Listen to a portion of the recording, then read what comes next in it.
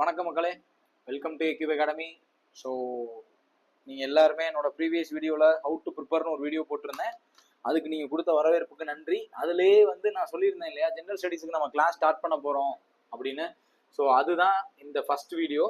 So we start a new series called simply NCERT, right? Simply NCERT அப்படின்னு ஒரு சீரியஸை நம்ம start பண்ணுறோம். So இந்த சீரியஸ் முழுக்க முழுக்க முழுக்க என்சிஆர்டிஎஸை பேஸ் பண்ணி மட்டும்தான் இருக்க போகுது. ஓகேவா, ரைட்? நீங்கள் எந்த எக்ஸாம் ப்ரிப்பேர் பண்ணாலும் சரி, ஓகேவா, நீங்கள் எஸ்எஸ்சியோ ரயில்வேவோ அல்லது சென்ட்ரல் கவர்மெண்ட்டோட எந்த எக்ஸாமோ அல்லது டிஎன்பிஎஸ்சியோ எந்த எக்ஸாம் ப்ரிப்பேர் பண்ணாலும் ஜென்ரல் ஸ்டடீஸில் நீங்கள் ஸ்ட்ராங் ஆகணும்னு விருப்பப்பட்டீங்கன்னா இந்த சீரியஸ் உங்களுக்கு 100% ஹெல்ப் பண்ணும். ஓகேவா, அதில் எந்த மாற்றமும் கிடையாது. நோட்ஸும் எம்சிக்யூஸும் எல்லாமே என்சிஆர்டி பேஸ் பண்ணது தான். ஏன்னா ஆர்ஆர்பி நிறைய விஷயம் என்சிஆர்டில இருக்கிறாங்க, நீங்க கேள்விப்பட்டிருப்பீங்க. நீங்க படிக்கிறதுக்கு அது சிரமமா இருக்கும் உங்களுக்கு. அதனாலதான் நம்ம இப்போ வீடியோ சீரியஸா அதை ஸ்டார்ட் பண்றோம், ரைட்? நான் ரொம்ப நாளா யோசிச்சுக்கிட்டு இருந்த ஒரு சீரியஸ் தான் இது. இந்த சீரியஸோட சிம்பிளி என்சிஆர்டியோட பிளான் என்ன அப்படின்னா, ஃபர்ஸ்ட் கான்செப்டை கத்துக்கணும் இல்லையா? கான்செப்டை கத்துக்கிறதுக்கு கான்செப்டுக்கு கிளாஸ் இருக்கும். ஓகேவா, கான்செப்டுக்கு என்ன நம்ம போட போறோம் அப்படின்னா கிளாஸ் எல்லாமே ஃப்ரீ தான். ஓகேவா, பிளஸ் கண்டென்ட் மெட்டீரியல். ஓகேவா, கண்டென்ட் மெட்டீரியலா நீங்க பிடிஎஃப் நம்ம டெலிகிராம் சேனல் லிங்க் டிஸ்கிரிப்ஷன்ல இருக்கும், வேணா ஜாயின் பண்ணிக்கோங்க. அதுல நான் பிடிஎஃப் கொடுத்துருவேன். நீங்க என்ன கண்டென்ட் படிக்கிறீங்களோ அதை ப்ராக்டிஸ் பண்றதுக்கு எம்சிக்யூ ஒரு 10ல இருந்து 30 question based on the topic. அது டாப்பிக்கை பொறுத்து வேரி ஆகும். நிறைய பெரிய டாப்பிக்கா இருந்துச்சுன்னா 40-50 கேள்வி இருக்கும், சின்ன டாப்பிக்கா இருந்தா 10 கேள்வி இருக்கும். இப்படிதான் நம்ம பிளான் பண்ணிருக்கோம், ரைட்டா? நீங்க கான்செப்ட் படிக்க போறீங்க, கண்டென்ட் மெட்டீரியல் படிக்க போறீங்க, எம்சிக்யூ ப்ராக்டிஸ் பண்ண போறீங்க. ஸோ கண்டென்ட் மெட்டீரியல் எம்சிக்யூவும் மேக்ஸிமம் பைலிங்குவலா தான் இருக்கும், தமிழும் இன்க்ளூடட் தான். தமிழ் அண்ட் இங்கிலீஷ்ல ரெண்டுலையுமே தான் நான் கொடுக்கலான்னு பிளான் பண்ணிக்கிட்டு இருக்கேன். ஓகேவா, இது பெரிய ஒர்க்கு, சும்மா நம்ம ஏனோ தானே அதை பண்ணிட முடியாது, பெரிய ஒர்க்கு. அகைன் நான் முன்னாடியே சொன்னதுதான், உங்களோட சப்போர்ட்டும் உங்களோட என்கேஜ்மெண்ட்டும் தான் இதை ரன் த்ரூ பண்ண வைக்கும். ஏன்னா எப்பயுமே ஒரு சீரீஸ் ஃபர்ஸ்ட் ஸ்டார்ட் பண்ணும்போது ஜாலியா இருக்கும், அடுத்து போக போக போர் அடிச்சிடும். ஸோ அந்த அளவுக்கு ஆக்காம இருக்கிறது உங்க கையில இருக்கு. நீங்க சப்போர்ட் பண்ணீங்கன்னா என்னோட சப்போர்ட் கண்டினியூஸா தொடரும். ஓகேவா, ஸோ நான் எப்பயுமே சொல்றதுதான், கன்சிஸ்டன்ட் எஃபர்ட் அப்படிங்கிறது ரொம்ப ரொம்ப முக்கியம். ஓகேவா, ஸோ இந்த சீரியஸ்ல நம்ம ஃபர்ஸ்ட் இன்னைக்கு பாலிட்டி ஸ்டார்ட் பண்றோம். சிம்பிளி என்சிஆர்டில polity, history, geography, economy, science. So இதுதான் நம்மளோட ஆர்டர் ஆஃப் ப்ரொசீடிங்ஸா இருக்கும். ஓகே, மோஸ்ட்லி இதுதான் ஆர்டர் ஆஃப் ப்ரொசீடிங்ஸா இருக்கும். இப்போ இதை நான் டாபிக்கா கம்ப்ளீட் பண்றதா இல்லை கலந்து போறதா அப்படின்னு எனக்கே ஆசிலேஷனா இருக்கு. நீங்க உங்களோட சஜஷன்ஸை கமெண்ட்ல தெரிவிக்கலாம். இப்போ பாலிட்டி மட்டுமே பார்ப்போம் சார் அப்படின்னா ஓகே தான், இல்ல கலந்து போகலாம், பாலிட்டி, ஹிஸ்டரி, ஜியாகிரபி, எக்கனாமி கலந்து போனா கொஞ்சம் நல்லா இருக்கும் அப்படின்னு ஃபீல் பண்ணதுனால கமெண்ட் பண்ணுங்க. உங்களுக்கு எது கன்வீனியன்ட்டோ அதை நம்ம கொண்டு போக ட்ரை பண்ணுவோம். ஓகே, என்னால என்ன முடியுமோ அதை நான் பண்றேன். வீடியோ அப்படிங்கிறது வீக்லி 3 அல்லது 4 வீடியோ தான் வரும். இதுல ஒரு வீடியோ சிஏவா இருக்கும், கரண்ட் அஃபேர்ஸா இருக்கும். மீதி 3 வீடியோ ஜெனரல் ஸ்டடீஸா இருக்கும். இதுதான் இப்போதைக்கான பிளான். என்னால எவ்வளவு முடியுமோ அவ்வளவு எஃபர்ட் போட்டு நான் கொண்டு போக ட்ரை பண்றேன் அன்டில் யுவர் எக்ஸாம். ஓகேவா, ஸோ உங்களுக்கு ஏதாவது டவுட் இருந்தாலும் கமெண்ட் பண்ணுங்க. இன்னைக்கு நம்ம பாலிட்டியோட கிளாஸ் 1ல இருக்கும். Okay, class 1 constitutional development in India, இந்திய அரசியல் அமைப்பின் உருவாக்கம் அல்லது வரலாற்று பின்னணி அப்படிங்கிறது தான் நம்மளுடைய டாபிக். ஹிஸ்டாரிக்கல் பேக்ரவுண்ட் அல்லது கான்ஸ்டிடியூஷனல் டெவலப்மெண்ட் இன் இந்தியா, இந்தியாவில் அரசியலமைப்பு உருவாக்கம் எப்படி ஆரம்பிச்சிச்சு, எப்படியெல்லாம் அது வளர்ந்து வந்தது அப்படிங்கிறத தெரிஞ்சுக்க போறோம். சிம்பிளி நம்ம ஹிஸ்டாரிக்கல் பேக்ரவுண்ட் அப்படின்னு சொல்லலாம்.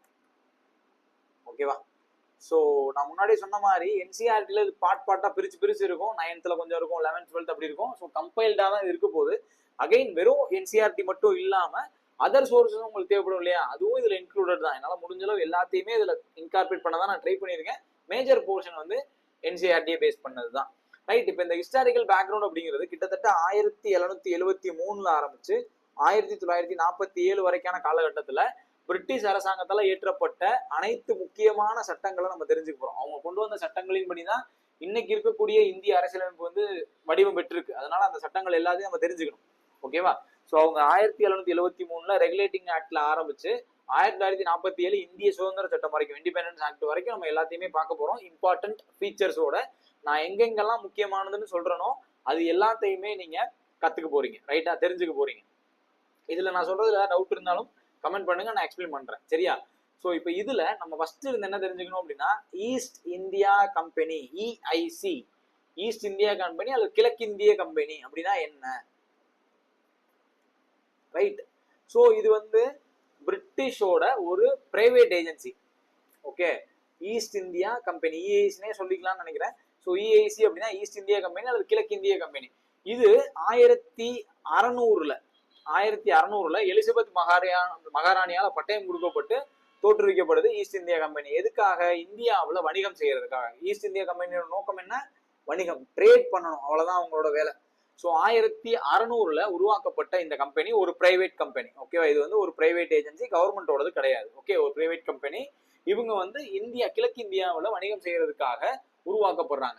ரைட். இவங்க என்ன பண்றாங்க அப்படின்னா இந்தியா வர்றாங்க. 1610, 13 அந்த மாதிரி அவங்களோட கட்டிடங்களை அல்லது கம்பெனிகளை திறக்கிறாங்க. இங்க இந்தியாவில ஃபேக்டரிஸை திறக்கிறாங்க. ஓகே, இந்தியாவில எல்லா இடங்கள்லயுமே ஃபேக்டரிஸை திறக்கிறாங்க. குறிப்பா வந்து பாம்பே, மெட்ராஸ், பெங்கால்னு 3 முக்கியமான ப்ராவின்சஸ் திறக்கிறாங்க.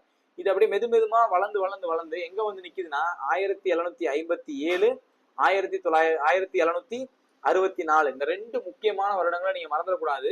இது என்ன அப்படின்னா, 1757 அப்படிங்கிறது பேட்டில் ஆஃப் பிளாசி போர். நீங்க ஹிஸ்டரி படிக்கும்போது இதை பத்தி தெளிவா படிப்போம். பிளாசி போர். ஓகேவா? 1764 பேட்டில் ஆஃப் பக்சார் போர். இந்த 2 போர்களும் வணிகம் செய்ய வந்த பிரிட்டிஷ்காரனை அரசியலாக்குது. அவன் வந்து இந்தியாவினுடைய அரசியலுக்குள்ள தலையிட ஆரம்பிக்கிறான். ஓகே, இது ரெண்டுமே என்ன ஆகுதுன்னா பிரிட்டிஷோட பாலிடிக்ஸுக்குள்ள, அதாவது இந்தியாவுல அரசியல் ஆதிக்கம் பண்ண British East India Company ready ஆகுது. அப்ப ஆஃப்டர் பேட்டில் ஆஃப் பக்சார் 1764ல இப்ப இந்த பேட்டில் ஆஃப் பக்சார்ல எங்க நடக்கும் அப்படின்னா பெங்கால்ல நடக்கும். அங்க பெங்கால்ல இருந்த லோக்கல் கவர்மெண்ட், இதை பத்தி நான் டீட்டெயிலா இங்க பேசல, நம்ம ஏன்னா உள்ள நிறைய பார்க்க வேண்டியது இருக்கு. அதனால ஹிஸ்டரி மட்டும் பேசிக்கா தெரிஞ்சுக்கங்க. பெங்கால்ல இருக்கக்கூடிய ரூலர்ஸை பீட் பண்ணி 1764 பக்சார் போர்ல பிரிட்டிஷ் வந்து பீட் பண்ணிடுவாங்க. அதனால பிரிட்டிஷுக்கு என்ன கிடைக்கும்னா 1765ல திவானி ரைட்ஸ் கிடைக்கும். திவானி உரிமைகள் அப்படின்றது கிடைக்குது.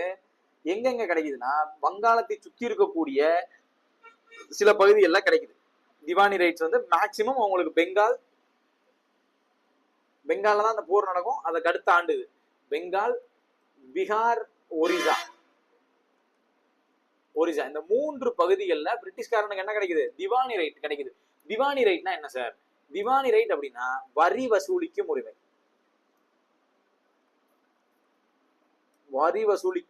உரிமை. வரி எதுக்கு வசூலிப்பாங்க? லேண்டுக்கு வசூலிப்பாங்க. அப்ப லேண்டு எவன் கையில இருக்கோ அவன் தான் எப்பயுமே கிங்.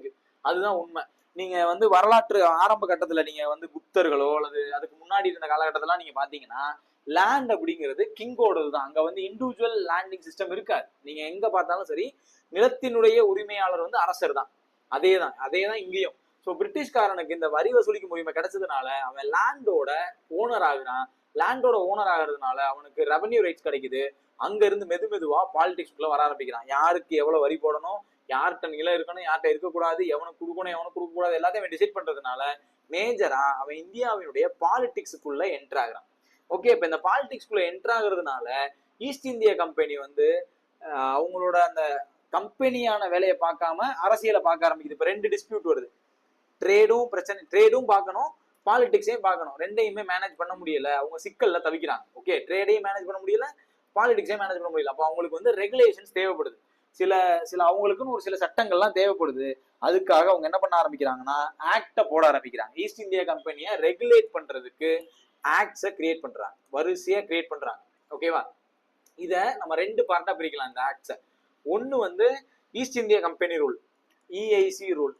ஓகேவா? இஐசி ரூல் இது எப்ப இருந்து அப்படின்னா 1773ல இருந்து 1858 வரைக்கும். அதாவது உங்களுக்கு தெரியும் 1857ல கிரேட் ரிவோல்ட் நடந்திருக்கும். இந்தியாவினுடைய பெருங்கலகம் அப்படின்னு சொல்லக்கூடிய முதல் சுதந்திர போர்னு சொல்லக்கூடிய கிரேட் ரிவோல்ட் நடந்திருக்கும். அதுக்கப்புறம் வந்து ஈஸ்ட் இந்தியா கம்பெனி ரூல் அப்படிங்கிறது குரோன் ரூலா மாறிடும். பிரிட்டிஷ் கவர்மெண்ட்டே டைரக்டா நம்ம ரூல் பண்ண ஆரம்பிச்சிருவாங்க. அது second part, crown rule. British மன்னரினுடைய நேரடி ஆட்சி. இது வந்து 1858ல இருந்து 1947 இந்தியா சுதந்திரம் அடைகிற வரைக்கும் இருக்கும். இப்போ இதை 2ஆ நம்ம பிரிக்கிறோம். பிரிட்டனுடைய ஆட்சியை நம்ம 2ஆ பிரிக்கிறோம். ஒன்னு வந்து ஈஸ்ட் இந்தியா கம்பெனி ரூல், இன்னொன்னு குரோன் ரூல். இப்ப இன்னைக்கு கிளாஸ்ல என்னால எவ்வளவு முடியுமோ அவளை நான் சொல்ல ட்ரை பண்றேன்.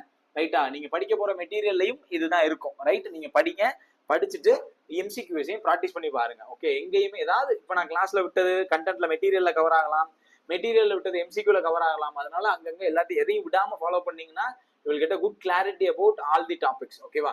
ஸோ டைரக்டா ஃபர்ஸ்ட் ஆக்டுக்குள்ள போறோம். ஸோ ரெகுலேட்டிங் ஆக்ட் 1773, ஒழுங்குமுறை சட்டம் 1773. ரெகுலேட்டிங் ஆக்ட்னா என்ன? ஒழுங்குமுறை சட்டம். ரைட், ஒழுங்குமுறை சட்டம் 773.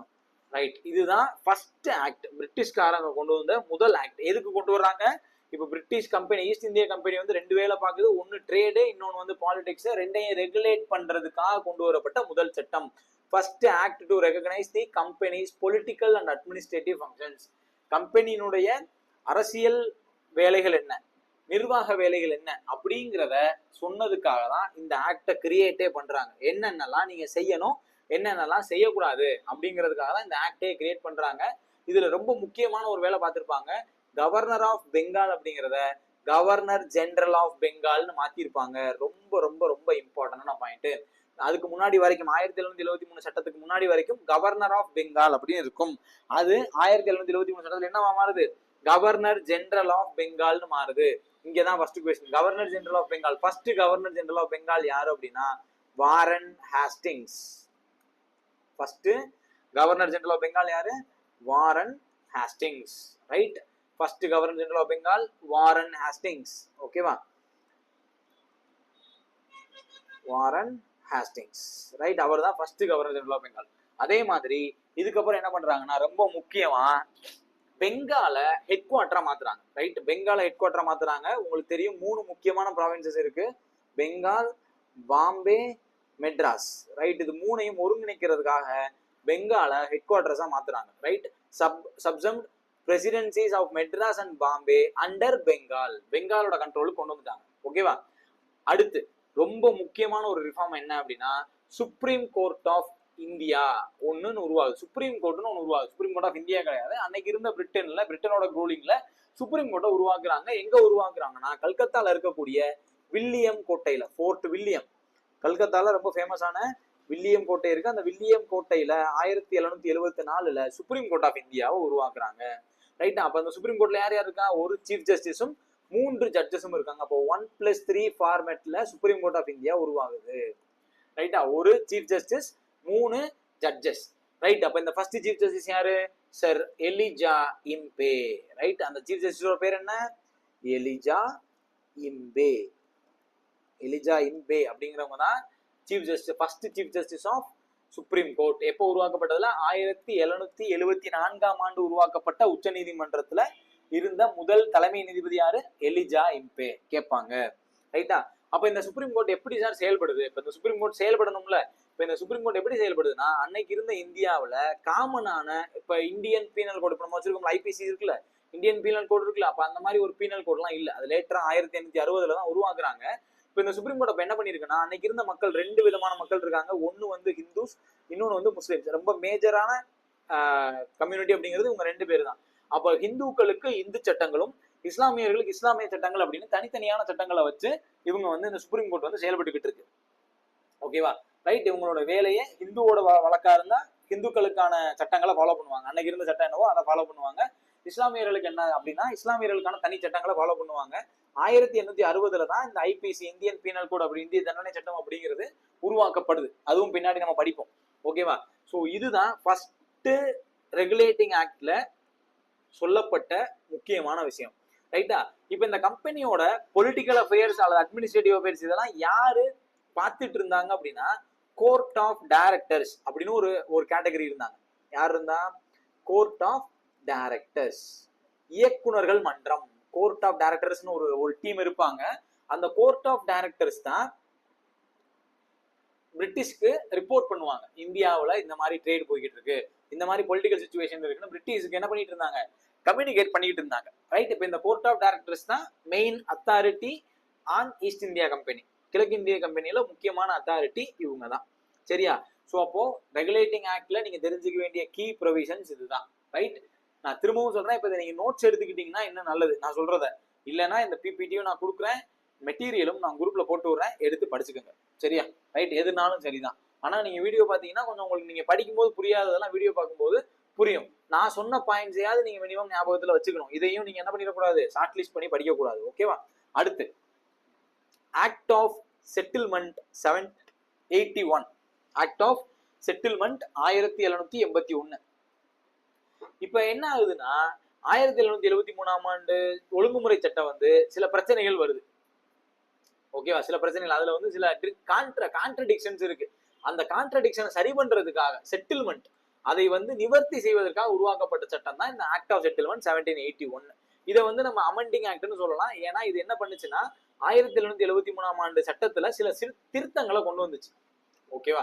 ரைட். அதனாலதான் இது அமெண்டிங் ஆக்ட்னு சொல்றோம், அல்லது செட்டில்மெண்ட் ஆக்ட்னு சொல்லலாம், அல்லது டிக்ளரேட்டரி ஆக்ட், எப்படி வேணா சொல்லலாம். அந்த மூணு பேருமே நம்ம ஒரே ஆக்டை தான் குறிக்கும். 1781ஆம் ஆண்டு ஆக்ட் ஆஃப் செட்டில்மெண்ட்டை குறிக்கும். ஓகேவா? இதுல என்ன பண்ணிருந்தாங்கன்னா supreme court right established a new system of courts to address grievances against the Supreme Court. இப்ப சுப்ரீம் கோர்ட் சம்பந்தமா உங்களுக்கு ஏதாவது சிக்கல்கள் இருக்கு அப்படின்னா அதை அட்ரஸ் பண்றதுக்கு நியூ சிஸ்டம் ஆஃப் கோர்ட்ஸை கிரியேட் பண்ணாங்க, புதுசா கோர்ட்ஸை கிரியேட் பண்ணாங்க. ரைட். இப்ப இந்த ஆக்ட் வந்து ரொம்ப டீடைல்டெல்லாம் நீங்க தெரிஞ்சுக்க வேண்டியதில்லை. நான் இது ஆக்ட் ஆஃப் செட்டில்மெண்ட்னா என்ன, 1773ஆம் ஆண்டு சட்டத்தில் ஏற்பட்ட சில குறைகளை சரி பண்ணுவதற்காக உருவாக்கப்பட்டது. ரைட்டா? அதுதான் ஃபர்ஸ்ட் பாயிண்ட். ரெண்டாவது நீங்க தெரிஞ்சுக்க வேண்டிய முக்கியமான பாயிண்ட் என்னன்னா reduce the number of members in the executive and provincial council to 4 to 3. இங்க 4 ஆக்குனத ரைட்டா 4 மெம்பர், அதாவது அந்த கோர்ட் ஆஃப் டைரக்டர்ஸ் அல்லது எக்ஸிகியூட்டிவ் கவுன்சில் நான் சொல்றேன் இல்லையா, அந்த கவுன்சில்ல 4 மெம்பரா இருந்ததை 3 மெம்பரா ஆக்கிட்டாங்க. அவ்வளவுதான். இது வந்து நீங்க ஜஸ்ட் ஒரு பாயிண்டா தெரிஞ்சுக்கோங்க, அவ்வளவுதான். இதுல இருந்து கேள்விகள் அதிகமா வராது. ரொம்ப மெயினா வரது நான் அங்கங்க சொல்லிடுவேன். இப்ப 1773 நீங்க கண்டிப்பா படிக்கணும். இது நீங்க ஜஸ்ட் என்னன்னு தெரிஞ்சுக்கிட்டா போதும். ஓகேவா? அடுத்தது ரொம்ப முக்கியமான act, bits India act 1784. Bits இந்திய சட்டம். ரைட். பிட்ஸ் இந்திய சட்டம். ஏன் இது பிட்ஸ் அப்படின்னு சொல்றோம் அப்படின்னா பிட் அப்படிங்கிறவர் யாருன்னா 1784 இங்கிலாந்துடைய பிரைம் மினிஸ்டர். அவர் தான் இந்த ஆக்டை கொண்டு வராரு. அதனால இது அவர் பேர்லயே பிட்ஸ் இந்திய சட்டம். பிட் அவர் தான் கொண்டு வரதுனால அவர் பேர்லயே வச்சுட்டோம். இதுல மேஜரான ரிஃபார்ம்ஸ் கொண்டு வந்திருப்பாங்க. என்ன மெயினான ரிஃபார்ம்ஸ் அப்படின்னா, நான் வந்து கோர்ட் ஆஃப் டைரக்டர்ஸ் மட்டும் ஒன்னு சொன்னா, நான் இங்க சொன்னா கோர்ட் ஆஃப் டைரக்டர்ஸ் இருந்தாங்க, இவங்க தான் ரிப்போர்ட் பண்ணுவாங்கன்னு. இப்ப என்ன பண்ணிட்டாங்கன்னா பிட் என்ன பண்ணிட்டாருன்னா அந்த அட்மினிஸ்ட்ரேஷனை 2ஆ பிரிக்கிறார். ரைட். எப்படி பிரிக்கிறாருன்னா புதுசா ஒரு பாடியை கிரியேட் பண்றாரு. இப்ப அட்மினிஸ்ட்ரேஷன் இருக்கு, அதை வந்து 2ஆ பிரிக்கிறாரு. எப்படி பிரிக்கிறாருன்னா ஒன்னு வந்து ட்ரேடுக்கு, இன்னொன்னு வந்து பாலிடிக்ஸுக்கு. அவர் 2ஆ பிரிச்சுட்டார், தனித்தனியா உருவாக்குறாரு. இப்ப என்ன உருவாக்குறாரு அப்படின்னா அவர் வந்து கோர்ட் ஆஃப் டைரக்டர்ஸ் ஆல்ரெடி இருக்காங்க, போர்ட் ஆஃப் கண்ட்ரோல் ஒன்று கிரியேட் பண்றாரு. Board of control over court of directors. அப்ப court of directors, board of control, board of control உருவாக்குறாரு. போர்ட் ஆஃப் கண்ட்ரோல் அப்படின்னா கட்டுப்பாட்டு குழு அப்படின்னு ஒன்று உருவாக்குறாரு. Right. Court of directors already சொன்ன இயக்குநர்கள் மன்றம். ரைட். இப்ப கோர்ட் ஆஃப் டைரக்டர்ஸ் என்ன பண்ணுவாங்கன்னா ஜஸ்ட் டீலிங் வித் ட்ரேட், அவ்வளவுதான். அவங்களுடைய நோக்கம் வணிகம், அதாவது கமர்ஷியல் ஆஸ்பெக்ட் மட்டும், வணிகம் மட்டும். இவங்க போர்ட் ஆஃப் கண்ட்ரோல் என்ன பண்ணுவாங்கன்னா பாலிடிக்ஸ், அரசியல் சம்பந்தமான எல்லா வேலைகளையும் பாத்துக்குருவாங்க. இத 2ஆ பிரிச்சுட்டாரு. அங்க வந்து கோர்ட் ஆஃப் டைரக்டர்ஸ் மட்டும் இருந்தது 1773. அவங்க தான் 2ஐயும் மேனேஜ் பண்ணாங்க. ஆனா இப்ப என்ன பண்ணியாச்சு, court of directors, board of control தனித்தனியா பிரிச்சு டீம் உருவாக்கியாச்சு.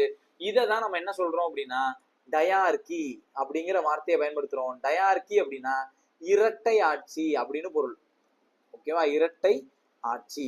அப்ப இந்தியாவுல இரட்டை ஆட்சி அப்படின்னு ஒண்ணு இங்க இருந்து தான் துவங்குது. அரசியலை பாக்குறதுக்கு ஒருத்தன், வணிகத்தை பாக்குறதுக்கு ஒருத்தன் அப்படின்னு பிரிச்சதுனால இதை நம்ம டயார்கி அப்படிங்கிறோம். முதல்ல பிட்டு தான் அதை கொண்டு வராரு. ஓகேவா? ரைட். அடுத்து இங்க governor general and council made subordinate to British government. இங்கதான் கவர்னர் ஜெனரலும் அவருடைய கவுன்சிலும் அவருடைய குழுவும் subordinate to British government, British அரசாங்கத்தினுடைய சபார்டினேட்ஸா தான் அவங்க இருப்பாங்க அப்படிங்கிற மாதிரி ஒரு பாயிண்டையும் கொண்டு வந்துட்டாங்க. அவங்க இண்டிவிஜுவலா, அதாவது இண்டிபெண்டன்ட், ரொம்ப இண்டிபெண்டா செயல்பட முடியாது, பிரிட்டிஷ் கவர்மெண்டோட சபார்டினேட்டா மட்டும்தான் செயல்பட முடியும் அப்படிங்கிற மாதிரி ஒரு பாயிண்டையும் இங்க சேர்த்துட்டாங்க. அதே மாதிரி functional character demarcated the company's political and commercial functions. இதை தான் நான் இங்க சொல்லியிருக்கேன். Court of directors, board of control, அதுதான் இங்க டெமோக்ராட்டிக் பண்ணிருக்கு. அடுத்த முக்கியமான பாயிண்ட் என்னன்னா பிரிட்டிஷ் பொசிஷன்ஸ். பிரிட்டிஷ் வந்து ஆக்குபை பண்ண ஏரியாஸ் எல்லாம் இருக்கும் இல்லையா, அதை என்ன சொல்லியிருக்காங்க அப்படின்னா பிரிட்டிஷோட பகுதிகள் எல்லாத்தையும் பிரிட்டிஷ் பொசிஷன்ஸ் இன் இந்தியா அப்படின்னு ஃபர்ஸ்ட் டைமா சொல்லியிருக்காங்க. British positions in India. British இந்திய மாகாணங்கள், ரைட்? பிரிட்டிஷ் இந்திய மாகாணங்கள் அப்படிங்கிற பேர்ல இத உருவாக்குறாங்க. ஓகே, அதாவது இந்தியாவில் பிரிட்டிஷ்காரன் எதெல்லாம் கேப்சர் பண்ணானோ அதெல்லாம் எப்படி சொல்றாங்க, பிரிட்டிஷ் பொசஷன்ஸ் இந்தியா. முதல் முறையா அதெல்லாம் பிரிட்டனுடைய ஆட்சி பகுதிகள் அல்லது பிரிட்டிஷ் இந்திய மாகாணங்கள் அப்படிங்கிற வார்த்தையை பயன்படுத்தி அதை சொல்றாங்க. இதுவும் நிறைய தடவை கேட்டிருக்காங்க. முதல் முறையா பிரிட்டிஷ் பொசிஷன்ஸ் இன் இந்தியா எந்த ஆக்ட்ல சொன்னாங்க அப்படின்னா பிட் இந்தியா சட்டத்துல தான். அதே மாதிரி court of director board of control எந்த ஆக்ட்ல சொன்னாங்க, பிட் இந்தியா ஆக்ட்ல தான். ஸோ பிட் இந்தியா ஆக்ட் அப்படிங்கிறது ரொம்ப ரொம்ப முக்கியமான ஆக்ட். டயார்கியை கொண்டு வந்துச்சு.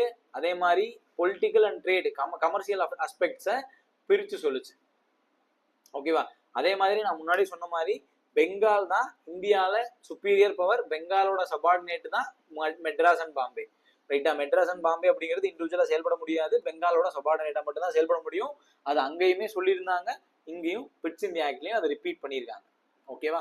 ரைட். ரெண்டாவது மிக முக்கியமான சட்டம் இது. அடுத்து ஆக்ட் ஆஃப் 1786. இது வந்து அவ்வளவா முக்கியம் இல்லாத ஆக்ட் தான், ரொம்பலாம் டீட்டெயிலா நீங்க தெரிஞ்சுக்க தேவையில்லை. அந்த இடத்துல ஒரு ஆக்ட் இருக்கு அப்படிங்கறது தெரிஞ்சுக்கோங்க. இது லார்ட் கார்ன்வாலிஸ் அப்படிங்கிறவர் வந்து கவர்னர் ஜெனரலா இருக்கும்போது உருவாக்கப்பட்டது. ஓகேவா? ரைட். இது ரொம்ப முக்கியமில்லாத ஆக்ட். இருக்கு புக்ல இருந்ததுனால நான் எடுத்து வச்சிருக்கேன், ஜஸ்ட் ஒரு ரீட் மட்டும் விட்டுக்கோங்க. ஓகேவா? ரைட். அடுத்து ரொம்ப முக்கியமான ஆக்ட் அப்படின்னா சார்ட்டர் ஆக்ட் தான். Charter act 1793. சார்ட்டர் அப்படின்னா பட்டய சட்டம். நான் வந்து 1600 குவீன் எலிசபெத் வந்து ஈஸ்ட் இந்தியா கம்பெனியை உருவாக்குனாங்கன்னு சொன்னேன் இல்லையா? அது உருவாக்கத்துக்கு சார்ட்டர்னு ஒன்று இஷ்யூ பண்ணுவாங்க. ஓகே, அதாவது பத்திரம் மாதிரி. இப்ப நம்ம ஊர்ல இந்த லேண்ட் வந்து இவனோடது அப்படின்னு பத்திரம் எழுதி கொடுக்குறோம்ல, அதுக்கு அது மாதிரி ஒரு இதுதான் வந்து சார்ட்டர். நீங்க வந்து வணிகம் பண்ணிக்கலாம், நீங்க கிழக்கு இந்தியாவில போய் வணிகம் பண்ணிக்கலாம்னு எழுதி கொடுக்குறது இல்லை, அதான் சார்ட்டர். ஸோ அந்த சார்ட்டரை வந்து ரெனியூ பண்ண வேண்டி இருந்தது. ரெனியூனா அதை புதுப்பிச்சுக்கிட்டே இருக்கணும். ஒரு கட்டத்துக்கு மேல அது என்ன போயிடும், செல்லாம போயிடும்.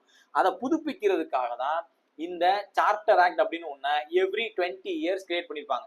இப்ப 93, 1813, 1833, 1853 இந்த மாதிரி 20 வருஷத்துக்கு ஒரு சார்ட்டர் ஆக்ட போட்டே இருப்பாங்க. அடுத்து 4 சார்ட்டர் ஆக்ட் நம்ம பார்க்க போறோம் ஃபார் எவ்ரி 20 இயர்ஸ். ஏன்னா 1793 சார்ட்டர் ஆக்ட்ல என்ன பண்ணிட்டாங்கன்னா கம்பெனியினுடைய பட்டயம் வந்து அடுத்த 20 ஆண்டுகளுக்கு வந்து புதுப்பிக்கப்படுது. ஓகேவா? ரைட். அப்புறம் என்ன அர்த்தம், 1793 இருந்து 20 வருஷம் 1813 வரைக்கும் ஈஸ்ட் இந்தியா கம்பெனி ட்ரேட் பண்ணலாம் அப்படின்னு ஒரு சார்ட்டரை ரெனியூ பண்ணிடுறாங்க. இது வரைக்கும் நீங்க இருந்துக்கங்க அப்படின்னு சொல்லிடுறாங்க. அதுக்கப்புறம் 813 மறுபடியும் 20 வருஷமா எக்ஸ்டெண்ட் ஆகிட்டே இருக்கும். சரியா? ரைட். அடுத்து framed regular code of all regulations for internal government and Bengal. பெங்கால்ல அரசாங்கம் நடத்துவதற்கான தேவையான ரெகுலேஷன்ஸ் எல்லாத்தையுமே கொண்டு வர்றாங்க. ஓகேவா? ரைட். இதுல ரொம்ப முக்கியமான பாயிண்ட் என்னன்னா, இந்த பாயிண்ட் சிக்னிபிகன்ஸ் நான் சொல்றேன். இதுக்கு அடுத்து இப்ப இங்க வந்து போர்ட் ஆஃப் கண்ட்ரோல் இருக்கு, கோர்ட் இருக்கு, கோர்ட் ஆஃப் டைரக்டர்ஸ் இருக்காங்க, இப்ப இவங்க இருக்காங்க, இது போக பிளஸ் எம்ப்ளாயிஸ் இருக்காங்க, ஈஸ்ட் இந்தியா கம்பெனியோட எம்ப்ளாயிஸ் இருக்காங்க. இப்ப இவங்களுக்கெல்லாம் சேலரி கொடுக்கணுமா, இவங்களுக்கு சம்பளம் கொடுக்கணும், படிக்காசு கொடுக்கணும், எல்லாம் கொடுக்கணும். இந்த சேலரி எங்க இருந்து கொடுக்கறது அப்படிங்கிறத இந்த சார்ட்டர் ஆக்ட் டிஃபைன் பண்ணுது. என்ன சொல்லுதுன்னா, இவங்களோட மொத்த வருவாயும் board of control, court of directors அல்லது other all employees of East India Company இவங்களுடைய சேலரியை நம்ம எதுல இருந்து கொடுக்கணும் அப்படின்னா இந்தியன் ரெவென்யூல இருந்து தான் கொடுக்கணும் அப்படின்னு சொல்லிடுறாங்க. இந்தியாவில் ஈஸ்ட் இந்தியா கம்பெனிக்கு ஒரு ரெவென்யூ கிடைக்கும்ல, அவங்க வந்து ட்ரேட் தானே பண்றாங்க, ஏற்றுமதி இறக்குமதி பண்றாங்க. அப்ப அந்த ரெவென்யூல இருந்து அவங்களுக்கு என்ன கிடைக்குதோ அதுல இருந்து தான் சேலரி கொடுக்கணும் அப்படின்னு சொல்லிடுறாங்க. ஓகேவா?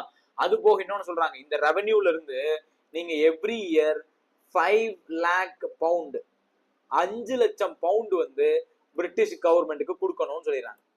ரைட். அப்ப இவனோட ட்ரேட் என்ன ஆகுதுன்னா இன்னும் விகரஸ் ஆகுது. இவ்வளவு பணம் கேட்கறதுனால எல்லாருக்கும் சேலரி கொடுக்கணும், அது போக பிரிட்டிஷ் கவர்மெண்ட்டுக்கு ஒரு 5 லட்சம் பவுண்ட் நம்ம கொடுக்கணும். அப்ப அதனால அவன் இன்னும் விகரஸா ட்ரேட் பண்ண ஆரம்பிக்கிறான். இதுக்கப்புறம் நீங்க பிரிட்டிஷ் கவர்மெண்டோட ட்ரேட பாத்தீங்கன்னா ரொம்ப ரொம்ப விகரஸா இருக்கும். எதுவுமே வந்து நம்ம ஊர் விவசாயிகளுக்கோ அல்லது இங்க இருக்கக்கூடிய மக்களுக்கோ சாதகமா இருக்கவே இருக்காது. காரணம் வந்து இந்த ரீசன் தான். அப்ப இந்த ஆக்ட்ல தான் முறை என்ன சொல்றாங்க, நீ சேலரிய உன் ரெவன்யூல இருந்தே கொடுத்துக்க, என்கிட்ட கேட்காத. அதே மாதிரி நீ கொடுத்தது போக மீதி இருக்குல்ல, எனக்கு ஒரு 5 லட்சம் பவுண்டா எனக்கு கொடுத்துரு வருஷத்துக்கு, அப்பதான் உன் சார்ட்டர் நான் ரெனியூ பண்ணுவேன். ஏன் அதை சொல்றாங்க, ஏன்னா ஈஸ்ட் இந்தியா கம்பெனி ஒரு பிரைவேட் கம்பெனி, அது கவர்மெண்ட் என்டிட்டி இல்ல. இப்ப கவர்மெண்ட் என்டிட்டி அப்படின்னா இப்ப இந்த 5,00,000 பவுண்ட பிரிட்டிஷ் கவர்மெண்ட் கேட்கவே கேட்காது, ஏன்னா அது ஒரு அரசு கம்பெனி. இந்த கேட்காது, இந்த இந்தியன் ரயில்வேல இருந்து சேலரி கொடு அப்படின்னு சொல்லியிருக்காது. இது ஒரு பிரைவேட் கம்பெனிங்கிறதுனாலதான் இதை சொல்லுது. நீ என்ன பண்ணு, உன்னோட எம்ப்ளாய்க்கு நீயே சேலரி கொடுத்துட்ட, எனக்கு ஒரு 5,00,000 பவுண்டு கொடுத்துருன்னு ஈஸ்ட் இந்தியா கம்பெனி சொல்றாங்க. முதல் முறையா இதுலதான் அதை சொல்லியிருப்பாங்க. ஓகேவா? அதனால இதை நீங்க ஞாபகத்துல வச்சுக்கணும். நான் இங்க சொல்லாத பாயிண்ட் தான் கீழே எழுதியிருக்கேன். இதை நீங்க எழுதிக்கிட்டாலும் சரி, மெட்டீரியல்ல கண்டிப்பா இருக்கும். சரியா? அடுத்து ரொம்ப ரொம்ப முக்கியமான ஒரு ஆக்ட், சார்ட்டர் ஆக்ட் 1813, 1813ஆம் ஆண்டு பட்டய சட்டம். ஓகே, 1813ஆம் ஆண்டு பட்டய சட்டம் ரொம்ப முக்கியமானது.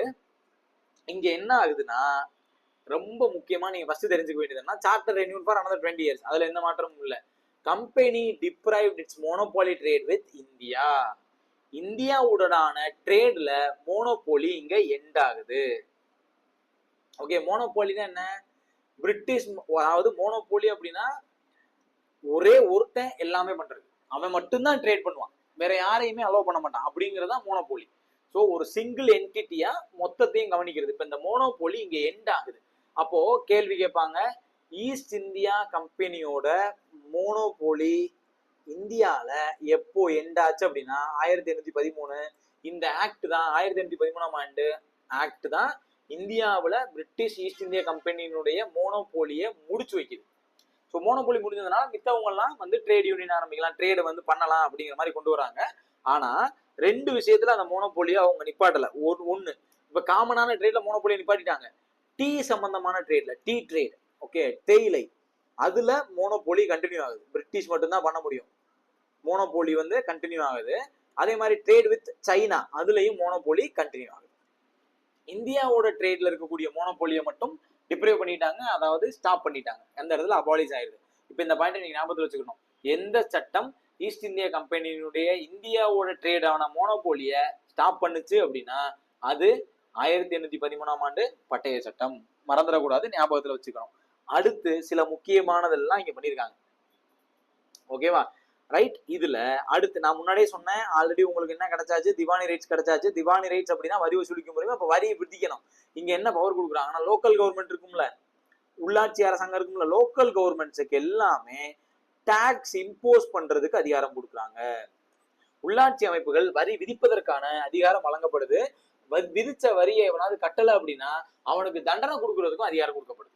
ஓகே, லோக்கல் கவர்மெண்ட் வந்து டாக்ஸ் இம்போஸ் பண்ணலாம், இம்போஸ் பண்ண டாக்ஸை பே பண்ணாதவனை தண்டிக்கலாம் அப்படிங்கிற அதிகாரம் கொடுக்கப்படுது. ரைட்.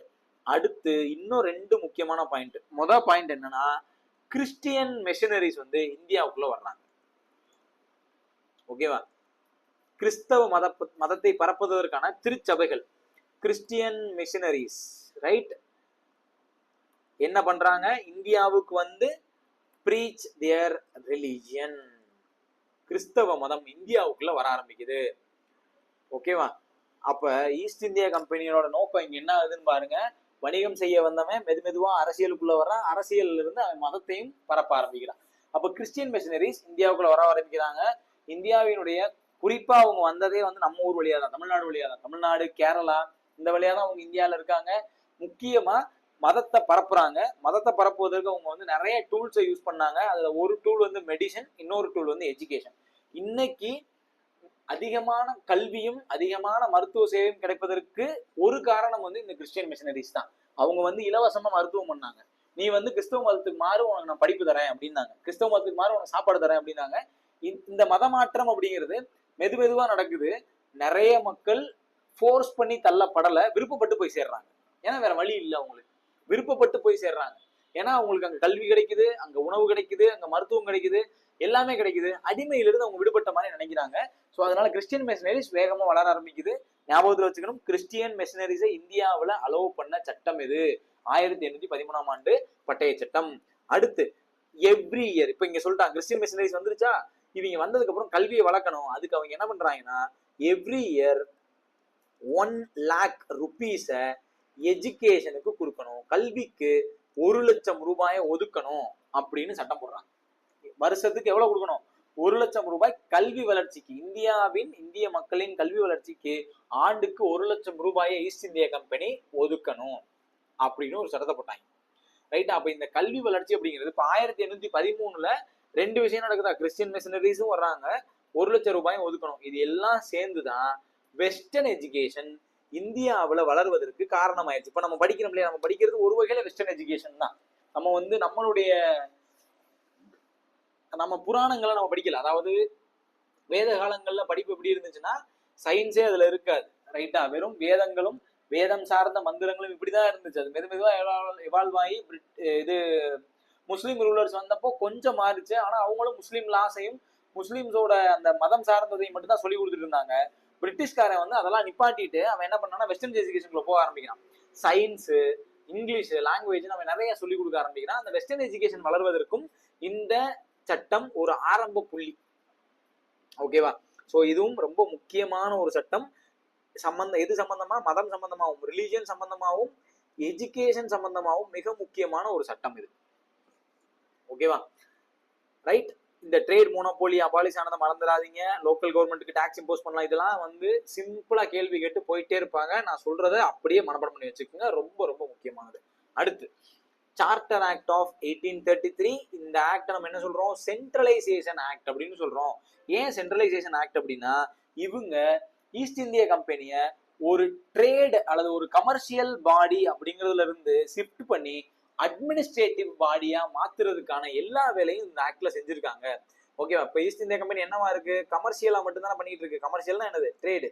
இத வந்து ஒரு நிர்வாகம் அட்மினிஸ்ட்ரேட்டிவ் பாடியா மாற்றுவதற்கான ஒரு ஆக்ட். அதனாலதான் என்ன சொல்றோம்? ஆக்ட் ஆஃப் சென்ட்ரலைசேஷன், மையப்படுத்துதல் அது நிறுவனமயமாக்குதலுக்கான ஒரு சட்டம் இது, ரைட்டா?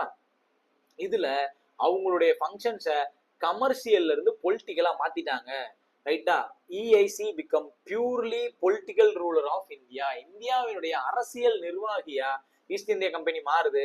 Commercial functions ended. ரொம்ப ரொம்ப முக்கியமானது. 1813 ட்ரேட் மோனோபோலியை என் பண்ணவங்க 1833 கமர்ஷியல் ஃபங்க்ஷனை என் பண்ணி விட்டாங்க.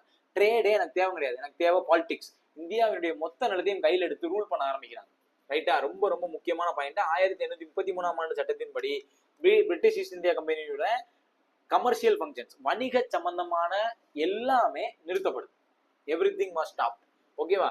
அடுத்து ரொம்ப ரொம்ப முக்கியமான point, governor general of Bengal அப்படிங்கிறதுல இருந்து கவர்னர் ஜெனரல் ஆஃப் இந்தியான்னு மாறுது. ஸோ ஃபர்ஸ்ட் என்னாச்சு? கவர்னர்ல இருந்து கவர்னர் ஜெனரலுக்கு வராங்க, கவர்னர் ஜெனரல் ஆஃப் பெங்காலுக்கு வராங்க, கவர்னர் ஜெனரல் ஆஃப் பெங்கால்ல இருந்து கவர்னர் ஜெனரல் ஆஃப் இந்தியாவுக்கு வர்றாங்க. So first governor general of India lord William Bentinck. ரொம்ப ரொம்ப முக்கியமானது. ஸோ ஃபர்ஸ்ட் நான் என்ன சொன்னேன்? கவர்னர் ஜெனரல் ஆஃப் இங்க சொன்னேன் 1773 சொன்னா கவர்னர் ஜெனரல் ஆஃப் பெங்கால் யாரு? வாரன் ஹேஸ்டிங்ஸ் சொன்னா. இப்ப கவர்னர் ஜெனரல் ஆஃப் இந்தியா யாரு? William Bentinck. ரொம்ப ரொம்ப முக்கியமானது. ஓகேவா? ரைட். ஈஸ்ட் இந்தியா கம்பெனி முழுசா என்னவா மாறுது? பொலிட்டிக்கல் பவரா மாறுது. சரியா? அப்ப கவர்னர் ஜெனரலுக்கு இப்ப கவர்னர் ஜெனரல் ஆஃப் இந்தியா கொடுத்தாச்சு. இவருக்கு 2 பவர் கொடுக்குறாங்க. ஒன்னு சிவில், இன்னொன்னு மிலிட்டரி. நீ பிரிட்டிஷ் கவர்மெண்ட்டை கேட்கவே தேவையில்லை, உன் இஷ்டத்துக்கு இருக்கலாம், ரைட்? அப்படின்ற மாதிரி ஒரு பவர் கொடுத்துறாங்க. எல்லா பவரையும் கவர்னர் ஜெனரல் ஆஃப் இந்தியா கையில கொடுத்தாச்சு. ஸோ அவர் சுதந்திரமா செயல்படலாம். சிவில் சம்பந்தமாகவும் மிலிட்டரி சம்பந்தமாகவும் எல்லா நடவடிக்கைகளையும் அவர் எடுக்கலாம். ஓகேவா? ரைட். அதே மாதிரி 4th மெம்பர் கவர்னர் ஜெனரலோட கவுன்சில்ல 4th member add to governor general's council, legislative கவுன்சில்ல ஆட் ஆகுறாரு. அப்படி ஆட் ஆன ஃபர்ஸ்ட் ஆள் தான் யாருன்னா லார்ட் மெக்கல்லே. கவர்னர் ஜெனரலோட கவுன்சில் நம்ம ஒரு ஆக்ட்ல வந்து நான் முன்னாடி காட்டுறேன், அதை 4ல இருந்து 3 ஆக்குனாங்கன்னு பார்த்தோமா. Act of settlement governor general கவுன்சில்ல 4ல இருந்து 3 ஆக்குனாங்கன்னு பார்த்தோமா. இப்ப அதை மறுபடியும் 4 ஆக்கி 4வது மெம்பர் ஒருத்தர் சேர்க்கிறாங்க. அவர் யாருன்னா லார்ட் மெக்கல்லே. ரொம்ப ரொம்ப முக்கியமான ஆளு. 1835 மெக்காலே மினிட் அப்படின்னு ஒன்னா அவர் ரிலீஸ் பண்றாரு. மெக்காலே மினிட்ஸ் ரிலீஸ் பண்றாரு. மெக்காலே நிமிடங்கள் அதுக்கு பேர். இந்தியாவுல மேற்கத்திய கல்வி முறை பரவுவதற்கு காரணமாக இருந்த ஒரே காரணகர்த்தா இந்த மெக்காலே தான். 1835 இந்திய கல்வியில் மிக பெரும் புரட்சி நடந்தது. வெஸ்டர்ன் எஜுகேஷன் தான் இந்தியாவுல இருக்கணும், ரைட்டா? ஓரியண்டலா வெஸ்டர்னா அப்படிங்கிற மாதிரி பிளான் பண்ணாங்க. அதுல வெஸ்டர்ன் எஜுகேஷன் தான் வந்து இந்தியாவுக்கு தேவை அப்படின்னு மெக்கல்லே முடிவு பண்ணி மெக்கல்லே மினிட்ஸ் ரிலீஸ் பண்றாரு. அது மூலமா இந்திய கல்வி அப்படிங்கிறது மேற்கத்திய கல்வி முறையா மாறுது. ஓகேவா? Right. Legislative powers exclusive with governor general in council taken away from governors of Bombay and Madras. அதாவது மெட்ராஸ் அண்ட் பாம்பேல இருக்கக்கூடிய லெஜிஸ்லேட்டிவ் பவர் அப்படின்னா சட்டம் இயற்றுதல். இப்போ ஒரு சட்டம் தேவை, சட்டம் இயற்றுதல். இப்ப நம்ம முன்னாடியே சொன்னோம், பாம்பேயும் மெட்ராஸும் பெங்காலோட சபார்டினேட் தான், ஃபுல் பவர்ஸ் கிடையாது. அதுல லெஜிஸ்லேட்டிவ் பவர் இருந்துச்சு, ஆனா அதை 1833 சட்டத்தின்படி அந்த லெஜிஸ்லேட்டிவ் பவரையும் புடிங்கிட்டாங்க. மொத்தமா சட்டம் இயற்றணும் அப்படின்னா அதுக்கு ஒரே வழி பெங்கால்ல கவர்னர் ஜெனரல் ஆஃப் இந்தியா இயற்றுறதுதான், வேற வழியே கிடையாது. ரைட்டா? சோ இது ரொம்ப முக்கியமானது. இந்த மெக்காலே சொல்றேன்ல, இந்த மெக்காலே வந்து லா மெம்பர், அவர் வந்து லா மெம்பர், இந்த 4ஆவதா ஆட் பண்ணப்பட்ட லா மெம்பர், அவர் சட்டம் சார்ந்த ஒரு மெம்பரா தான் அதுல ஆட் ஆகுறாரு, சட்ட உறுப்பினர் தான். அப்ப இந்த கேள்வியெல்லாம் கேட்க நான் சொல்ற ஒவ்வொன்றும் கேள்வியா கேட்கறதுக்கு வாய்ப்பு இருக்கு.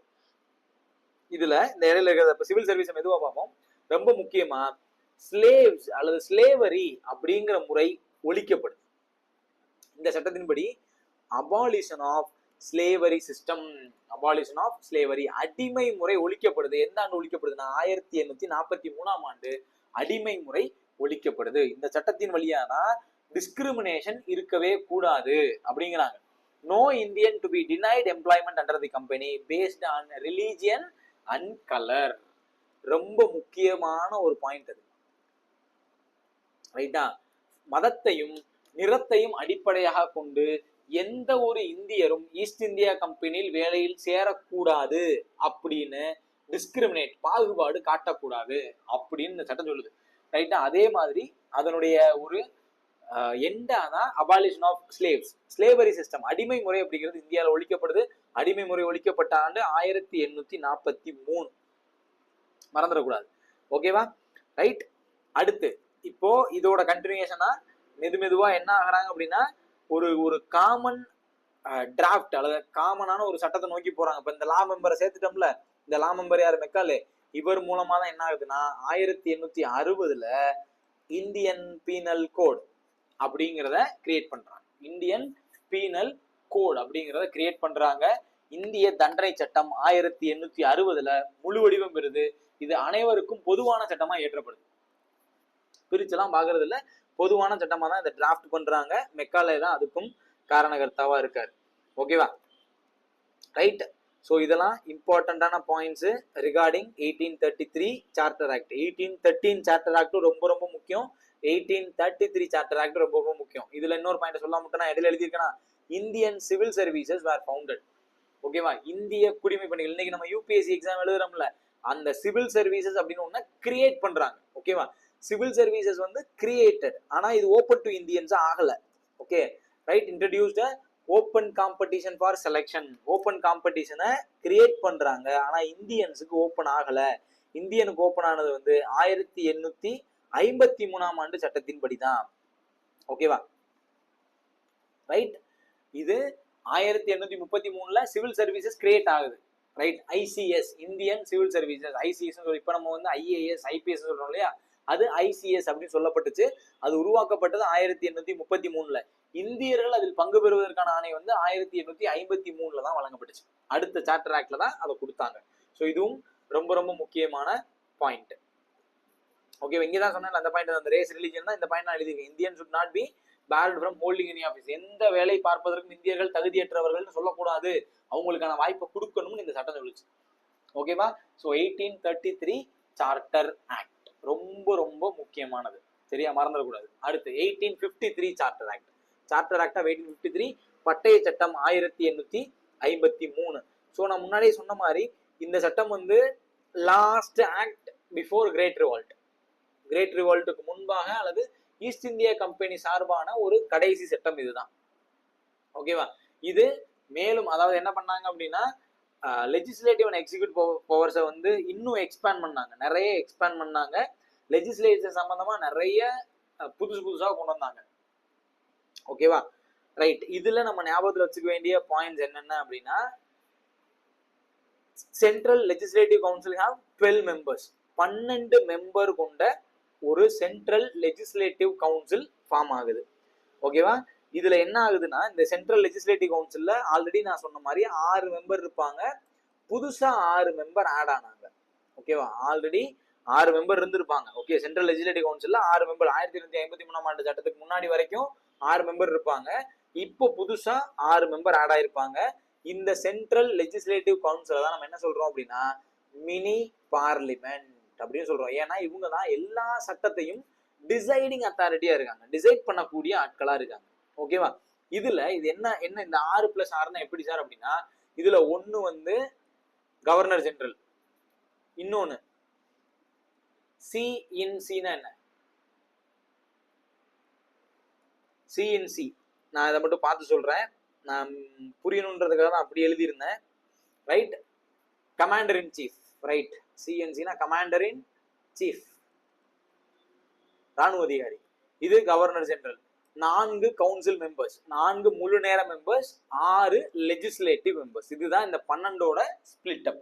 1+1+4+6 இதுதான் இந்த 12. இதுல என்ன பண்ணிட்டாங்கன்னா, லா மெம்பர் வந்து ஃபுல் டைம் மெம்பர் ஆக்கிட்டாங்க. லா மெம்பர் வந்து பார்ட் டைம் மெம்பரா மெக்கல்ல இருந்தாலும் அது மாதிரி ஒரு லா மெம்பரை ஃபுல் டைம் மெம்பரா எக்ஸிக்யூட்டிவ் கவுன்சில்ல சேர்த்துக்கிட்டாங்க. ஓகேவா? கம்ப்ளீட்டா ஃபுல் டைம் மெம்பரா அவரை சேர்த்துக்கிட்டாங்க. ஸோ இது போக லோக்கல் ரெப்ரசன்டேஷனும் கிடைச்சிச்சு. ஓகே, இது போக இந்த 6 மெம்பர் இருக்காங்கல்ல, இந்த 6 மெம்பர் எக்ஸ்ட்ரா இருக்காங்கல்ல, இந்த 6 மெம்பர்ல வந்து லோக்கல் ரெப்ரசன்டேஷனும் அவங்களுக்கு கிடைச்சது. லோக்கல் ரெப்ரசன்டேஷன்னா என்ன, நம்ம பாம்பேவையும் மெட்ராஸையும் பெங்காலுக்கு கீழே வச்சிருந்தோம் இல்லையா, அப்ப அங்க இருந்தும் என்ன பண்ணிட்டாங்க, ஆட்களை அங்க அனுப்ப ஆரம்பிச்சாங்க. இந்த 6 மெம்பர்ல 4 பேர் வந்து லோக்கல் ரெப்ரசன்டேஷனா இருந்தாங்க, லோக்கல் ரெப்ரசன்டேட்டர்ஸா இருந்தாங்க. அதாவது மெட்ராஸ், பாம்பே, பெங்கால், ஆக்ரா, இந்த 4 மாகாணங்கள்ல இருந்து ரைட்டா மொத்த 12 பேர் council, governor general, commander in chief, 4 council members. இந்த நம்ம 6 பேரை விட்டுருங்க, மீதி இருக்கிற 6ல 4 பேரை லோக்கல் ரெப்ரசன்டேஷன் கொடுத்தாங்க. மெட்ராஸ், பாம்பே, பெங்கால், ஆக்ரால இருந்து ஒரு ஆளை அப்பாயின்ட் பண்றதுக்காக இதை கிரியேட் பண்ணாங்க. ஓகேவா? அடுத்து நான் ரொம்ப முன்னாடியே சொன்ன மாதிரி அதே மாதிரி இந்த பாயிண்ட் நோட் பண்ணி இதோட சேர்த்து நோட் பண்ணிக்கோங்க. Chief justice of Calcutta supreme court was ex officio member. இதுல எக்ஸ் அஃபிஷியோ மெம்பர் அப்படின்னா ஒரு பதவி இல்லாத ஒரு அதிகாரி, அவ்வளவுதான். அவர் சீஃப் ஜஸ்டிஸோட சுப்ரீம் கோர்ட்டோட சீஃப் ஜஸ்டிஸா இருக்கிறதுனால இங்க எக்ஸ் அஃபிஷியோ மெம்பர் ஆகிறாரு. அவருக்கு பெருசா எந்த அதிகாரமும் கிடையாது. ஓகேவா? ரைட். இதுலதான் 1853 தான் civil services were open to India. Civil services were open to Indians. Civil services, இந்திய குடிமை பணிகள் அப்படிங்கிறது இந்திய மக்களுக்கு திறந்து விடப்பட்டது, ஓபன் காம்படிஷன் ஆச்சு. இதுக்கப்புறம் நிறைய இந்தியர்கள் வந்து ஐசிஎஸ் ஆபீசர்ஸ் ஆனாங்க. ஓகே, ஐசிஎஸ் ஆபீசர்ஸ் ஆனாங்க. ஸோ இதுதான் கடைசி ஆக்ட் பிஃபோர் கிரேட் ரிவோல்ட். ஓகேவா? கிரேட் ரிவோல்ட் இதை நீங்க மறந்துடக்கூடாது, ரொம்ப ரொம்ப முக்கியமான ஒரு சட்டம். இப்ப நம்ம 1773 இருந்து 1853 வரைக்கும் பார்த்தாச்சு. ஓகேவா? ரைட். ஸோ இது கம்பெனி ரூல் அப்படின்னு சொல்லக்கூடிய ஒரு பார்ட். ஓகேவா? இப்ப அடுத்த பார்ட்ல நம்ம என்ன பண்ண போறோம் அப்படின்னா, குரோன் ரூலை பத்தி பார்க்க போறோம். 1858 இருந்து 1947 வரைக்கும். அதுதான் ரொம்ப ரொம்ப முக்கியமான பார்ட். இது முக்கியமானது இல்லாம அப்படி இல்லை, இதுல இருந்தும் கேள்விகள் வந்திருக்கும். ரைட். நீங்க செய்ய வேண்டியது என்னன்னா, மெட்டீரியல் எடுத்து படிங்க. நான் மெட்டீரியல் வந்து கம்பைன்ட் மெட்டீரியல் தான், ஒரே மெட்டீரியல் தான். 73 இருந்து 47 வரைக்கும் ஒரே மெட்டீரியல் தான். நீங்க 53 வரைக்கும் ஒரு தடவை படிச்சுட்டு எம்சிக்யூஸ் போட்டு பாருங்க, அல்லது நாளைக்கு கிளாஸையும் நீங்க அட்டன் பண்ணிட்டு ரிமைனிங்ஸை போட்டு பாருங்க. நான் வந்து 45 minutes to 1 hour அப்படின்னு தான் பிளான் பண்ணியிருக்கேன். ரொம்ப லாங்கா உங்களால கவனிக்க முடியாது, அது எனக்கு தெரியும். அதனால ரொம்ப ரொம்ப லோவாகவும் போயிடாம ரொம்ப அதிகமான டைம் எடுத்துக்கிறாம ஆவரேஜான டைம்ல தான் நம்ம பண்ண போறோம். ரைட். ஸோ நீங்க நோட்ஸ் எடுத்து அதை ரீட் பண்ணுங்க, ரீட் பண்ணி நல்லா படிச்சுட்டு எம்சிக்யூ போட்டு பாருங்க. ரைட்டா? நான் முன்னாடியே சொன்ன மாதிரி வாரத்துக்கு 3 அல்லது 4 கிளாஸ் இருக்கும். ஓகேவா? இதை நீங்க ஃபாலோ பண்ணி நல்லா படிச்சீங்கன்னா ஜென்ரல் ஸ்டடீஸ்ல தரமான மார்க் எடுக்கலாம். உங்களுக்கு அந்த கஷ்டம்னு ஒன்னே ஃபீல் ஆகாது. நிறைய பேர் அக்டோபர் வீக் 2ஓட சிஏ கேட்டிருந்தீங்க. இந்த வாரத்துல அதுவும் அப்லோட் ஆயிரும். நான் சொன்ன 4 வீடியோல ஒரு வீடியோ வந்து அக்டோபர் சிஏவா தான் இருக்கும், அல்லது சிஏ வீடியோவா இருக்கும். ஓகேவா? ஸோ எல்லாருமே நல்லா படிங்க. நான் முன்னாடியே சொன்ன மாதிரி சப்போர்ட் பண்ணுங்க. கீப் சப்போர்ட்டிங், கீப் வாட்சிங். நெக்ஸ்ட் வீடியோல மீட் பண்ணலாம்.